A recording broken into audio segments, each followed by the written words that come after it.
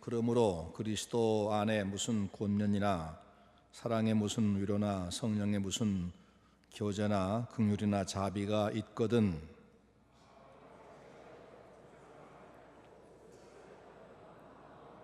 아무 일에든지 다툼이나 허영으로 하지 말고 오직 겸손한 마음으로 각각 자기보다 남을 낮게 여기고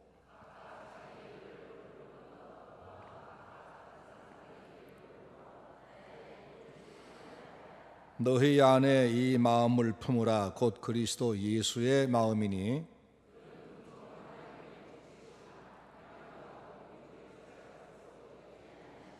오히려 자기를 비워 종의 형체를 가지사 사람들과 같이 되셨고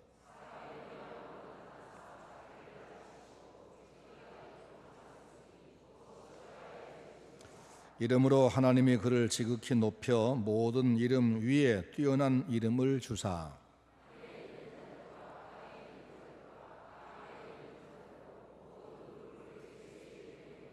같이 읽습니다. 모든 입으로 예수 그리스도를 주라 시인하여 하나님 아버지께 영광을 돌리게 하셨느니라. 예수님에 관하여 공부를 하는 중입니다. 오늘은 예수님의 높아지심에 대해서 배우겠습니다. 예수님에 관한 공부를 쭉 해왔는데 예수님의 이름들, 예수, 그리스도, 주, 임마누엘 그런 이름이 있었죠. 그 다음에 예수님의 본성, 신성과 인성을 가지셨다는 것 배웠고 또 예수님이 직분이 있는데 선지자 직분을 가지셨고 또 제사장 직분을 가지셨고 왕의 직분을 가지셨다. 그리고 지난 시간은 예수님이 이제 하신 일, 낮아지신 일, 하나님이신 그분이 인간이 되신 것이나 율법 아래 굴복하신 순종하신 것이나 또 채찍에 맞고 못이 박히고 재판을 받고 한 그런 그 순환 받으신 것이나 이런 것, 그리고 죽으신 것, 그리고 무덤에 묻히신 일, 이런 일들이 주님이 낮아지신 것, 우리를 위해 낮아지신 겁니다. 오늘은 높아지신 것에 대해서 공부를 함께 하겠습니다. 예수님 자신이 복음이고 그분이 하신 일 하나하나가 우리에게는 너무나 복된 일입니다. 하나님이 인간이 되어서 우리 곁으로 오셨다. 이게 굉장한 뉴스 아니에요? 복음이죠. 우리를 살리려고 그분이 내려오셨다. 우리를 대신해서 매를 맞고 우리를 대신해서 찔리고 우리 대신해서 재판을 받고 우리 대신해서 죽으시고 이게 전부 복음이죠. 뿐 아니라 그분이 이제 죽으셨다가 다시 사셨다. 이것도 복음이죠. 다시 사셨다. 그래서 우리에게 부활을 증명하셨다. 우리에게 새로 사는 삶을 보증하셨다. 근데 예수님께서 사람의 몸을 입으시고 선지자, 제사장, 왕의 삼중직을 수행하셨는데 예수님 오시기 전에 선지자가 있었어요. 제사장도 있고 왕도 있었다고요. 근데 이분들이 하는 것으로 인간 구원이 안 되는 이유가 뭐냐 하면 선지자, 제사장, 왕 직분이 다 3분되어 있어서 한 사람이 셋을 다 하진 않고 누구는 선지자, 누구는 제사장, 누구는 왕 3분되어 있었어요. 게다가 그 직분을 가진 사람 자체가 연약한 인생이에요. 뭐가 약하냐? 그가 우리와 똑같은 죄인이라는 것, 죄인이라는 것. 그 다음에 그 사람이 얼마 못 살고 죽기 때문에 계속해서 바뀐다는 것. 그러죠? 바뀌어요. 그래서 그들이 감당하는 선지자직이 우리에게 하나님을 완전히 알리지도 못했고 그들이 하는 제사가 우리의 죄를 완전히 벗길 수가 없었고 그분이 하는 그들이 가진 그 왕의 권위가 그 안에 왕의 권세가 그저 자기 나라 몇 명의 어떤 그 작은 부분에게 권력적인 능력을 가지고 있었지만 인류 전체를 구원하는 데는 전혀 힘을 미칠 수가 없었다. 그런데 예수님의 경우는 한 분이 세 직분을 다 가지고 있을 뿐 아니라 그분은 완전하신 분, 죄가 없으신 분, 무한한 가치를 가지신 분이기 때문에 그 예수님이 또한 영원히 살아계시기 때문에 그분이 우리를 위해서 선지자 노릇을 하신 것이나 당신의 몸으로 영단번의 제사를 드리신 것이나 그분이 영원토록 우리의 왕으로 세상 만사와 우리 하나님 백성을 통치하는 것에 우리 전부가 영향을 받게 되고, 이분은 우리의 완전한 하나님, 완전한 구주시다 하는 겁니다. 히브리 7장 24절 말씀 보면 예수는 영원히 계심으로 그 제사 직분도 갈리지 아니하느니라 그랬어요. 그러니까 예수님이 우리의 제사장이 되신 이후에는 다른 제사장이 바뀔 필요가 없는 거죠. 영원히 그분은 우리의 제사장, 영원히 그분은 우리 왕. 게다가 예수님의 직분이 권세가 있고 영원한 효력이 있는 그것은 그분의 삶이, 그분의 그 귀한 능력이 뒷받침되기 때문입니다. 그분은 그 삶 전체를 통해서 우리 대신 아버지에게 순종하셨고, 우리 대신에 십자가에 못 박혀 죽으셨고, 우리 대신에 저 지옥의 자리까지 내려가시는 그가 하면, 그 다음에 거기서부터 다시 그분이 살아나시고, 그 다음에 승천하셔서 하나님 우편에 앉아 계시다가 마지막 때는 심판권을 가지고 심판으로 내려오시는 이 올라가신 승귀의 직분, 높아지심, 이걸 통해서 우리에게 더 확실한 구원의 증명을 주시는 겁니다. 그분이 낮아지신 단계를 지난번에 배웠는데, 오늘은 그분이 승천하신, 그분이 높아진 단계를 보겠는데, 부활, 승천, 하나님 보좌 우편에 앉으심, 그리고 재림하심, 이 네 단계를 나눌 수가 있습니다.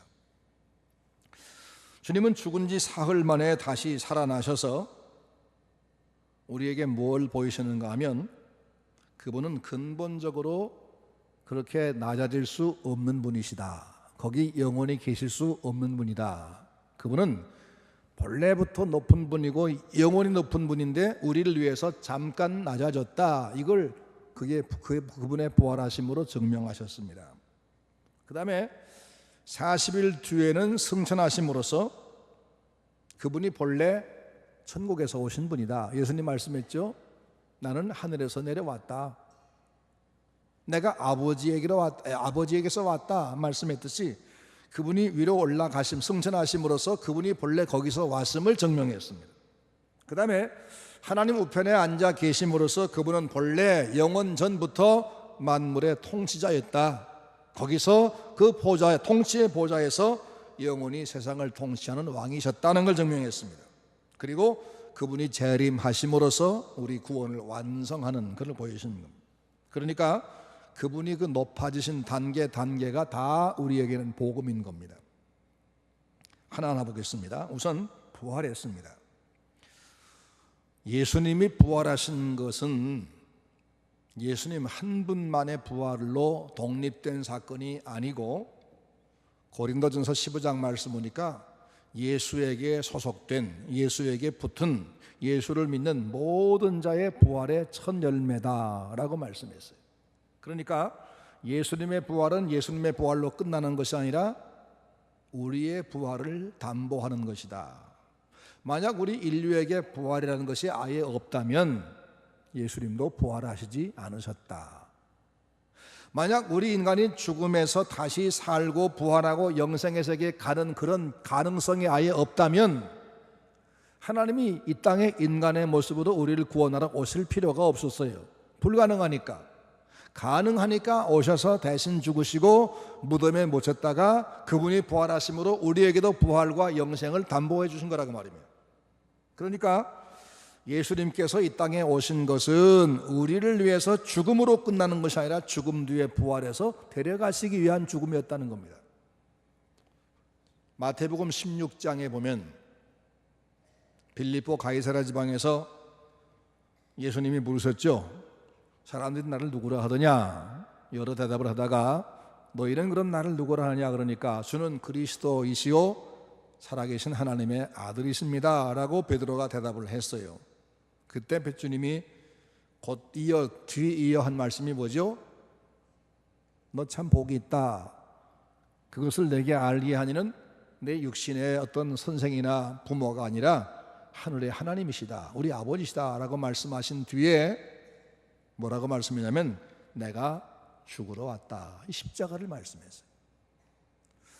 당신이 당신의 사역을 통해서 당신이 하나님의 아들 우리 인류의 구주인 것을 사람들이 믿기 시작하자마자 꺼낸 얘기가 뭐냐면 나는 죽으러 왔다, 그렇게 말씀하셨어요.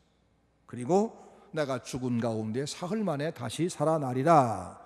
예수님은 죽음에 대해서 말씀할 때마다 언제나 부활을 또 한 번 함께 약속했어요. 그러니까 예수님의 죽음은 부활과 항상 연결되어 있는 같은 연장선상에 이어지는 겁니다. 예수님 죽은 가운데서 부활하셔서 막달라 마리아에게 혹은 베드로에게 혹은 12 제자에게 혹은 500여 형제에게 그리고 심지어 예수님의 제자를 박멸하기 위해서 앞장섰던 사도 바울에게까지 주님은 당신을 보이셨습니다. 그래서 예수 그리스도께서는 분명히 죽음에서 부활하신 겁니다. 고린도전서 15장 전체 한 장을 전부 할애해서, 상당히 긴 장인데 그 한 장을 다 할애해서 예수님의 부활이 얼마나 사실성이 있고 얼마나 의미가 우리에게 중요한가를 말씀했습니다.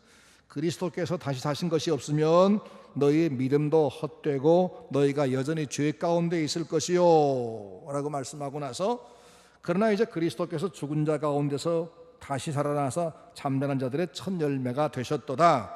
사망이 사람으로 말미암았으니 죽은 자의 부활도 사람으로 말미암는도다. 아담 하와의 범죄 때문에 인간 세상에 죽음이 왔듯이 예수 그리스도 그분의 순종하심으로 인류 인간 세상에 다시 사는 부활과 영생이 왔다, 그 말씀입니다. 그러니까 예수님은 육체로 죽음에서 부활하심으로써 예수님은 본래부터 하나님이시다. 또 그분이 이 땅에 부득불 누구에겐가 억압되어서 할 수 없이 죽으신 것이 아니라 우리를 위해서 자원해서 죽으셨다가 다시 사신 것임을 증명하셨어요. 요한복음 10장 18절 말씀, 내가 스스로 버리노라. 뭘? 자기 목숨을. 나는 버릴 권세도 있고 다시 얻을 권세도 있으니 이 계명은 내 아버지에게서 받았노라 라고 말씀하면서 내가 기꺼이 자원해서 너희들을 위해 죽으러 왔고 내가 다시 생명을 얻는다고 약속하신 바 있어요. 그분 죽으셨을 때 그 육체가 부패하지 아니하고 3일 만에 하나님의 권능으로 죽음 가운데서 살아났기 때문에 그분이 하나님 자신인 것과 그분의 죄값을, 우리 죄값을 대신 지고 죽으심으로 말미암아 죄인에게 형벌을 하셔야만 되는 하나님의 공의를 만족시킨 것과 그 다음에 사람을 영원토록 억압하고 망하게 하는 이 죄의 값은 사망 이것을 제거한 것. 그래서 주님이 산자와 죽은 자 모든 인류의 주님 되신 것을 그분의 부활로 증명하신 겁니다. 로마서 1장 4절 말씀 보면 성결의 영으로는 죽은 가운데서 부활하여 능력으로 하나님의 아들로 인정되셨으니 곧 우리 주 예수 그리스도라 그랬어요. 그분이 부활하심으로 모든 게 다 입증이 된 겁니다. 그분이 하나님이 보내서 우리 구원을 위해 오셨다는 것도 입증이 되고 그분이 본래가 하나님이신 것도 입증이 되고 우리에게도 부활이 있다는 것도 입증이 되고 우리에게 영원한 영생이 있다는 것도 입증이 되고, 그래서 예수님의 이 승귀, 예수님이 높아지기 시작한 것, 이게 전부 우리에게 복음이 되는 것이에요. 교회의 머리,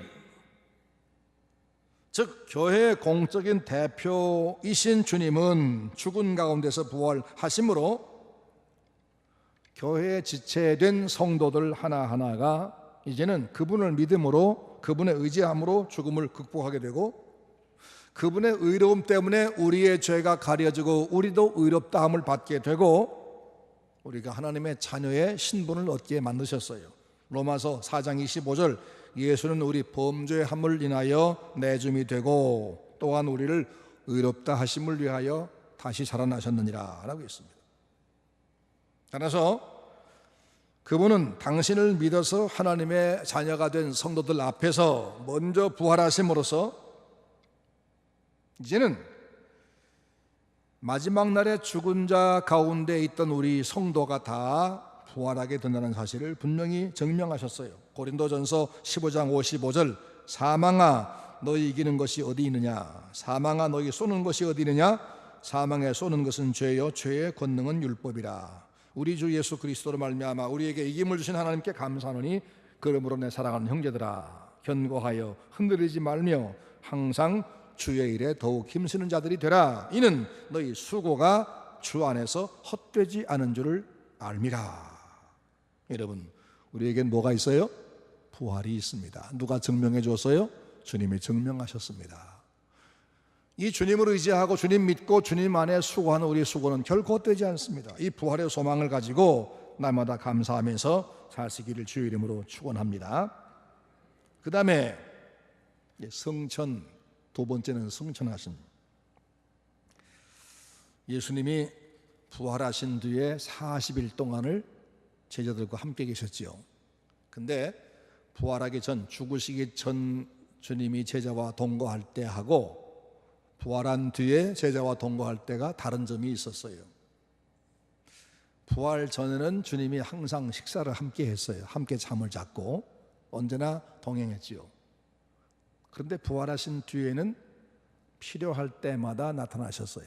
늘 눈에 보이는 게 아니었어요. 그리고 제자들이 문을 잠그고 자기들끼리만 모인 곳에도 문 연 적이 없는데 들어와 계시기도 했어요. 그랬죠? 또 필요할 때는 음식을 잡수기도 했어요. 그래서 전에 죽으시기 전에 그 몸과 부활한 이후의 몸은 다른 몸인 것을 보이셨어요. 어떤 몸일까요?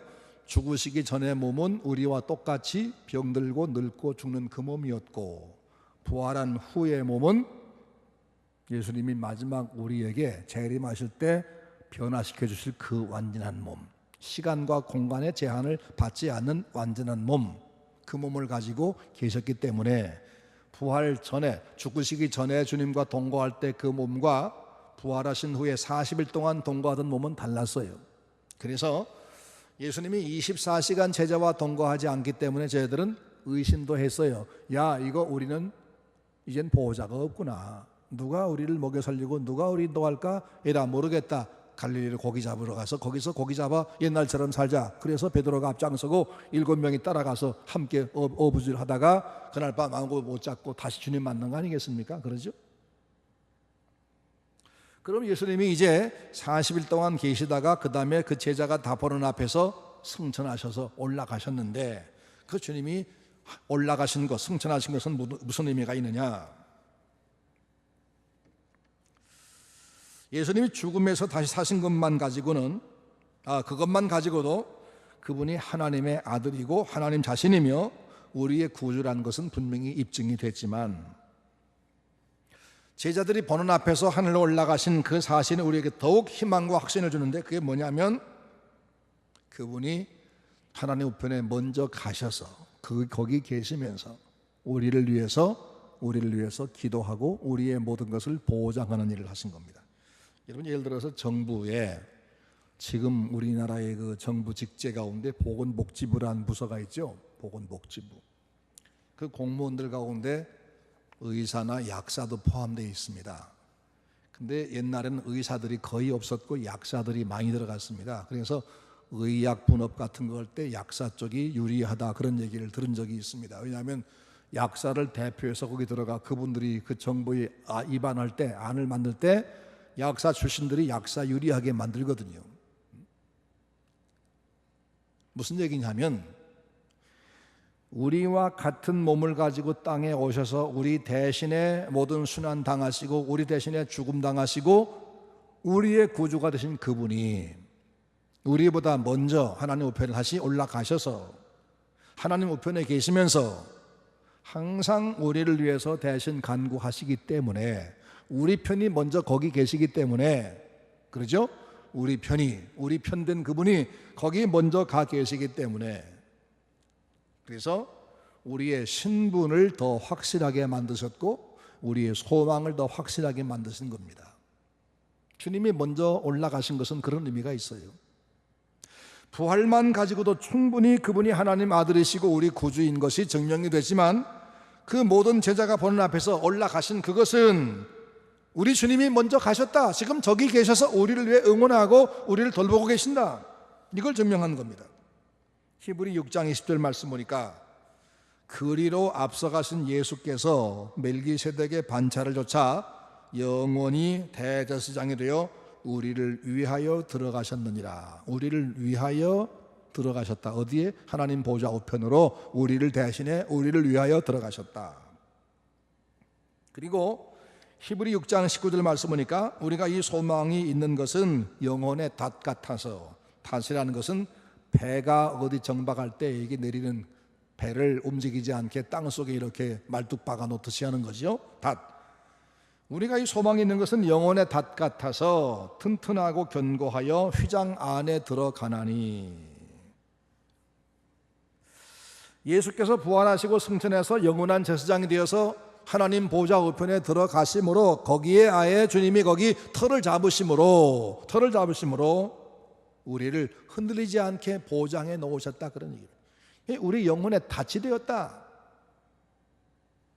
그래서 마치 배 다시 바닥에 내림으로써 배가 흔들리지 않게 붙잡아 주는 것처럼 예수님이 하늘 지성소에 먼저 들어가셔서 우리를 위해 기도하심으로 우리의 신분과 우리의 소망을 확실하게 안전하게 흔들리지 않게 만드셨다는 겁니다.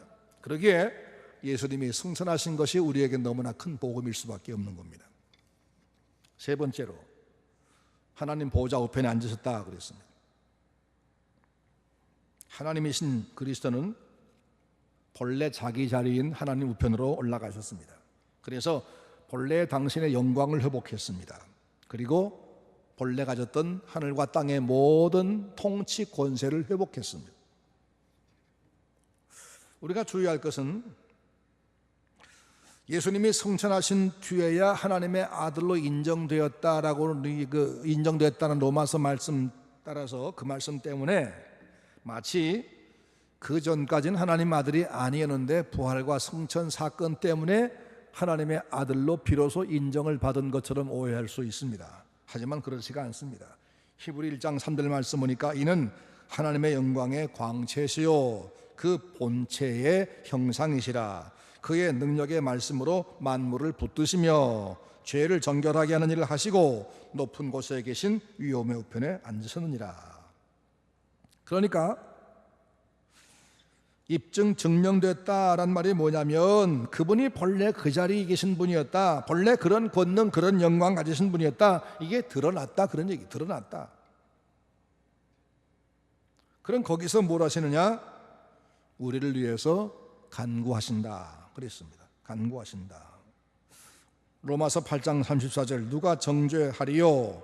죽으실 뿐 아니라 다시 살아나신 이는 그리스도 예수시니 그는 하나님 우편에 계신 자요 우리를 위하여 간구하시는 이시니라 그랬죠? 하나님 우편에서 우리를 위해 간구하신다.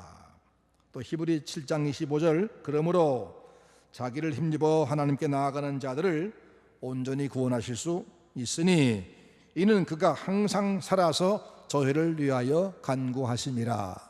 주님이 그 자리에서 계속적으로 우리를 위하여 간구하시기 때문에 예수를 믿는 자가 견고하다 그 말이에요. 또한 거기서 만왕의 왕으로서 하늘과 땅을 통치하십니다.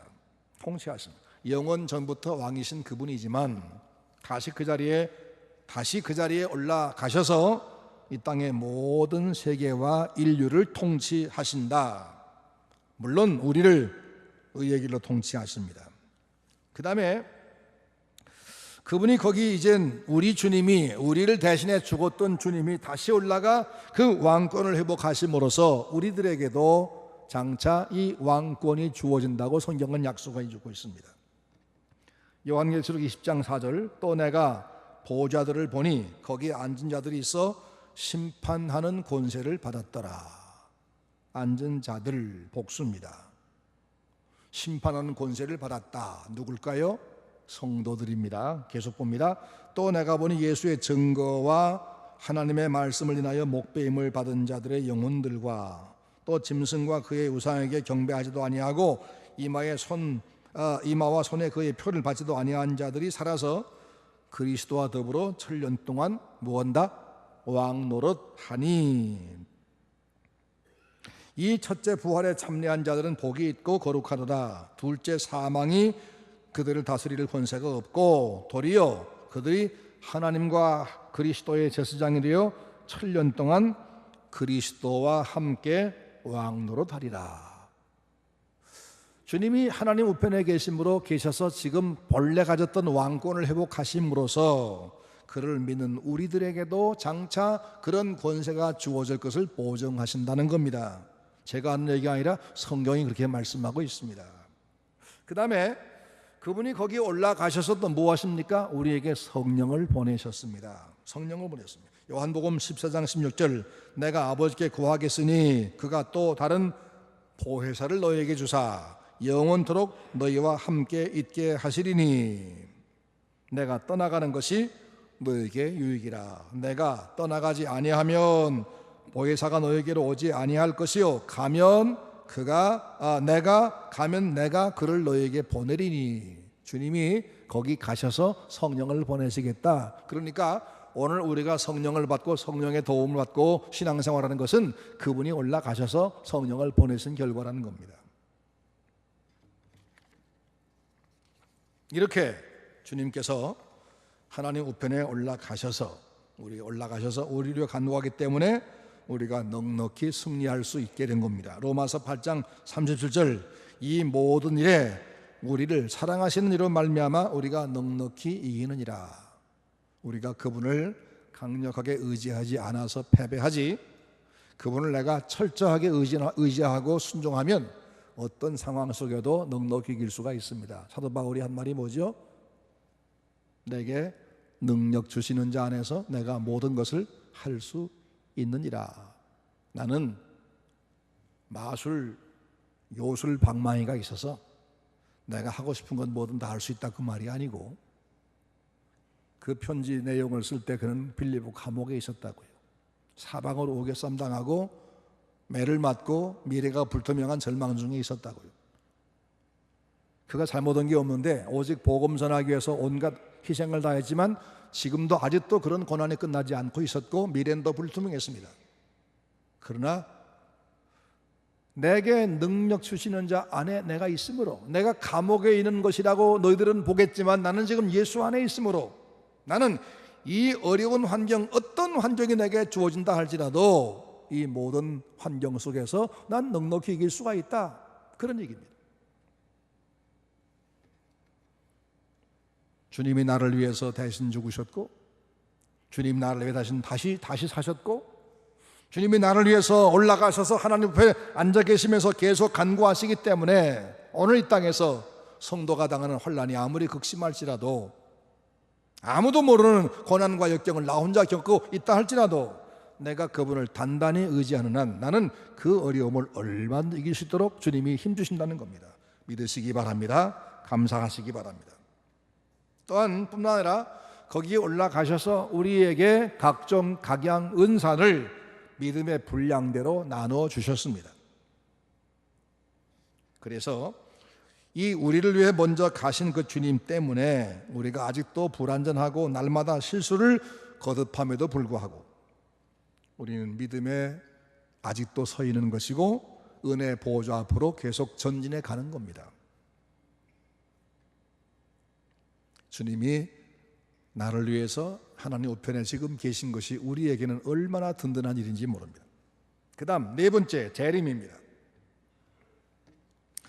주님이 이미 이 땅에 오셔서 무덤 속에까지 가는 그런 가장 낮은 자리까지 가셔서 우리 죄를 다 해결하시고 당신의 사명을 완수했는데 그분이 또다시 이 땅에 오실 필요가 과연 있을까?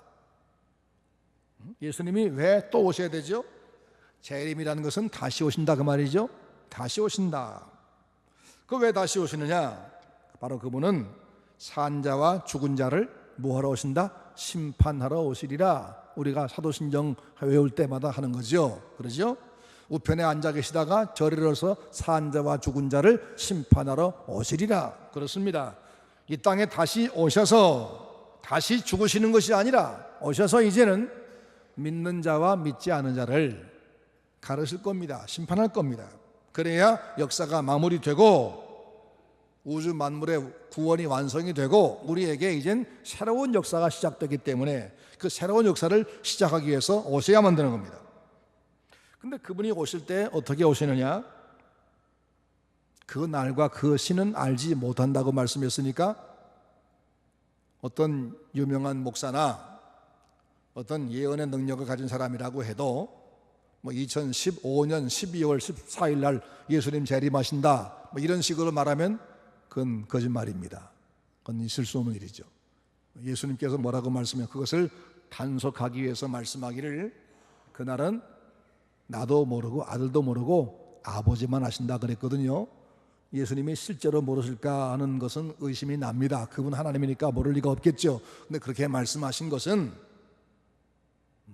나도 모르는 일이야, 알려고 하지 마라, 그 말씀이에요. 그러니까 예수님께서 그렇게까지 그날을 단속했는데 우리 중에 누가 그날 안다 그러면 그건 예수님을 정면으로 반대하는 사람이니까 그건 아니고, 좌간 그날 주님 오실 때 모든 사람이 눈으로 볼 수 있게 오신다, 가시적으로 오신다고 말씀했어요. 예를 들으셨죠? 번개가 저 서쪽 하늘에서 번쩍하면 동쪽도 번쩍하지요. 그래서 다 알지요. 예수님이 비밀리에 오시는 게 아니라는 겁니다. 예수님이 사실은 어젯밤에 저 전주에 오셨대. 그러면 서울 사람들은 깜짝 놀라가지고 그래? 이런 일이 아니고, 예수님이 저 아프리카 어떤 동네에 오시고 한국은 모르게 하는 게 아니라 전 세계가 한순간에 다 알도록 오신다 그 말이에요. 그러니까 어떤 이단자가 예수님이 벌써 오셨다 이런 말하는 것도 다 거짓말입니다. 사도행전 1장 11절 말씀, 이르되 갈릴 사람들아 어찌하여 서서 하늘을 쳐다보느냐? 너희 가운데서 하늘로 올려오신 예수는 하늘로 가심을 본 그대로 오시리라 그랬습니다. 또 마태복음 24장 30절, 그때 인자의 징조가 하늘에서 보이겠고 그때 땅의 모든 족속들이 통곡하며 그들의 인자가 구름을 타고 큰 능력과 큰 권능으로 오는 것을 보리라. 모든 족속들이 보리라. 그러니까 세계 전체가 주님의 재림 한순간을 다 본다는 겁니다.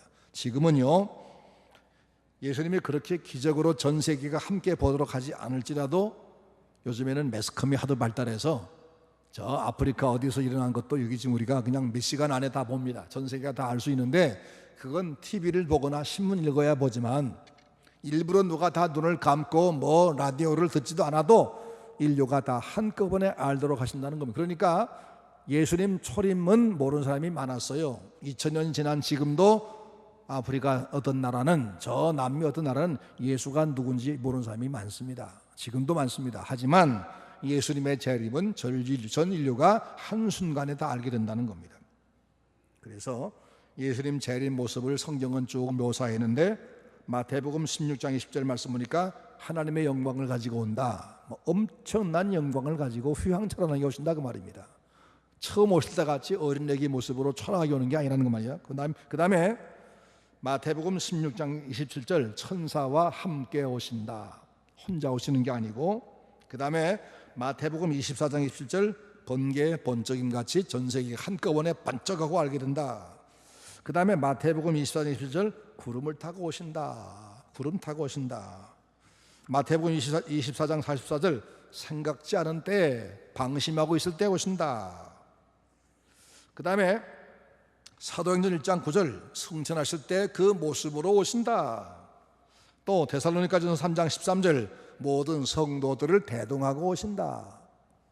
그 다음에 하나님의 나팔과 호령 소리와 함께 오신다. 데살로니가 후서 1장 7절, 불꽃 중에 오신다. 베드로후서 3장 10절, 밤에 도적같이 오신다. 요한계시록 1장 7절, 모두가 볼 수 있게 오신다. 이렇게 모두 말씀. 심지어 예수님을 박대하던 자들, 그를 찌른 자도 볼 것이오라고 했죠. 예수 믿은 사람들에게 주목하고 바라보고 그쪽에 온통 관심을 집중한 특별한 열심 신자 몇 사람만 주님 재림을 보는 게 아니고, 예수님을 반대하고 믿지 않고 예수님의 반대길로 간 사람도 주님의 재림을 한꺼번에 보게 된다는 겁니다. 그리고 그날은 임박했습니다. 보라, 내가 속히 오리니. 이게 성경 맨 마지막 장 마지막 절에서 하신 말씀. 요한계시록 22장 12절, 보라, 내가 속히 오리니. 내가 줄 상이 내게 있어 각 사람에게 그 일한 대로 갚아주리라. 그리고 그 주님의 재림으로서 새로운 역사, 즉 새 하늘과 새 땅이 시작됩니다.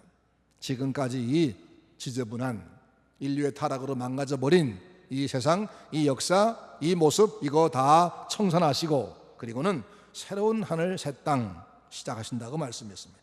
이사야 65장 혹은 요한계시록 21장 1절 4절 말씀에 나옵니다. 이로써 예수님께서 재림하시는 그때에 죄와 사망 그리고 우리를 방해한 사탄의 모든 세력, 이들이 최종적으로 소멸되고 심판을 받고 성도의 구원이 최종적으로 완성이 되고 영원한 생명의 나라가 시작이 돼서 영원히 주님과 함께 우리가 동거를 시작할 겁니다. 그러니까 예수님이 다시 오시는 것, 이게 바로 복음입니다. 마라나타란 말인데 주여 어서 오시옵소서, 그런 말이에요. 주님의 재림이 우리에겐 최종적인 소망일 수밖에 없습니다. 이제 정리합니다. 예수님이 이 땅에 낮아지신 것 하나하나 단계가 다 우리에게 복음이었듯이 예수님이 다시 이제 부활하고 승천하고 하나님 우편에 계시고 영광과 심판권 가지고 오시는 이 하나하나가 다 복음입니다. 예수 그리스도가 복음입니다. 이 예수 외에는 우리 구주가 없습니다. 인류의 희망이 없습니다. 우리는 바로 그분을 믿는 사람들입니다. 우리는 그분에게 우리 모든 걸 다 맡긴 사람들입니다. 우리는 그분에게 매달려 삽니다. 더 힘있게 주님을 붙잡고 그 은혜를 늘 의지하고 삽니다. 날마다 그 은혜 감사하며 누리며 그 구원이 최종 완성될 날인 주님 재림을 고대하면서 하나님 앞에서 흐트러짐 없이 피곤하기도 하고 힘들기도 하고 때로 시험이 와도 어떤 경우에도 흔들림이 없이 신앙생활을 열심히 하는 우리 서문 성도가 되시기를 바랍니다. 기도하겠습니다. 은혜로우신 우리 하나님, 오늘도 우리가 주님께서 우리를 위해서 높아지신 모든 과정을 생각하면서 주님이 얼마나 우리에게 복음인가, 주님 자체가 복음이고 주님이 하신 일들이 복음이고 우리가 주님을 믿는 것이 너무나 큰 행복인 것을, 그리고 주님 재림이 우리의 최종적인 소망인 것을 우리가 알게 해주신 것을 감사합니다. 태평한 시대가 왔습니다. 하지만 이럴 때 우리가 나태해지지 않게 하시고 주님 재림의 날이 가까운 줄 알게 하시고 더 열심히 주님을 섬기는 저희가 되도록 인도해 주옵소서. 예수님의 이름으로 기도하옵나이다. 아멘.